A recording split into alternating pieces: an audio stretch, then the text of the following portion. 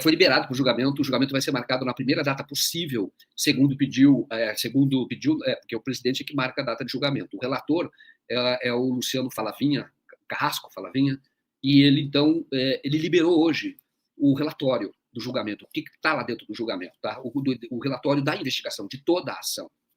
E aí você tem coisas muito expressivas que ele conta no relatório. O Luciano Falavinha não deu ainda o voto dele, tudo indica que ele vai votar pela cassação do Moro, tudo indica. E porque eu vi a indagação, o depoimento, a auditiva que ele fez com o Moro, então ele até fez uns questionamentos que mostram que ele estava surpreso com algumas informações a respeito da campanha do Moro. Uma delas era justamente a contratação de um escritório de advocacia, que é do primeiro suplente do Moro, que é o escritório do Felipe Cunha, que é o primeiro suplente. Ele foi contratado por um valor absurdo, sem ter nenhuma experiência na legislação, no direito eleitoral.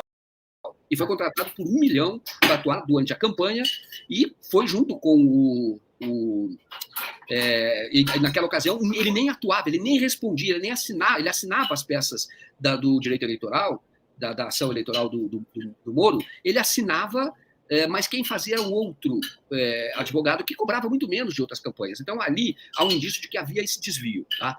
O relator Falavinha, ele coloca também, ele coloca o que está dentro da ação, outras informações extremamente surpreendentes. Para mim, era surpreendente. Porque o Moro, ele passou por 2 partidos. Ele passou pelo Podemos e passou pela União Brasil, fazendo campanha de candidato a presidente. Portanto, usando recursos milionários, recursos que nenhum outro candidato tinha. Então, veja bem, e ele acabou provocando um prejuízo para um partido político, o que significa prejuízo com dinheiro público. Porque ele contrata, olha só, ele já fazendo campanha para presidente, mas, no fundo, é isso que diz a ação, ele sabia que não seria viabilizado como candidato a presidente, mas estava tendo uma exposição desleal em relação aos outros concorrentes, isto é, abuso do poder econômico.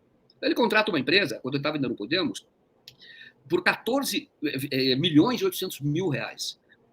Isso não Podemos ainda. E o teto de gasto do senador era 4 milhões, no Paraná, 4,4 milhões. Ele contrata uma outra empresa, que é a D7 Produções, por 2 milhões. Essa D7 recebe 1 milhão, como o Moro sai do Podemos, o contrato é rescindido. Agora, o Podemos pode ser obrigado na justiça a pagar um outro milhão. E aí ele contrata também o Podemos, o primeiro suplente dele, que é advogado, esse cara, pelo jeito, faz tudo na vida. Porque ele recebeu 1 milhão para atuar no jurídico, e quando estava no Podemos, quando o Moro era filiado ao Podemos, esse primeiro suplente, que é o Felipe Cunha, ele constitui uma empresa chamada Bela Tchau e faz um contrato com o Podemos de mais 360 mil reais para fazer o programa eleitoral, o programa político, o projeto político. Veja bem, o cara é advogado eleitoral sem ter experiência eleitoral, aí ele constitui a empresa para fazer o programa político. Qual é a suspeita? Isso não está no relatório, mas sou eu que estou falando.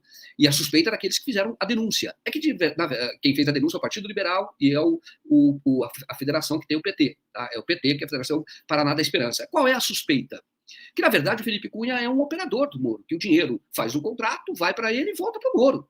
É uma triangulação. É o relatório que foi liberado hoje, né? É o relatório do Falavinha, em que ele está contando o que é que ele fez. Não só ele, porque tinha um outro relator antes. A ação, é um relatório da ação. Quais são as denúncias, como é que o Moro se defende, e aí depois ele finaliza o relatório, e aí ele pede que o julgamento seja marcado na primeira data possível, muito provavelmente depois do Carnaval. Então não vai ser nessa semana, provavelmente na próxima semana.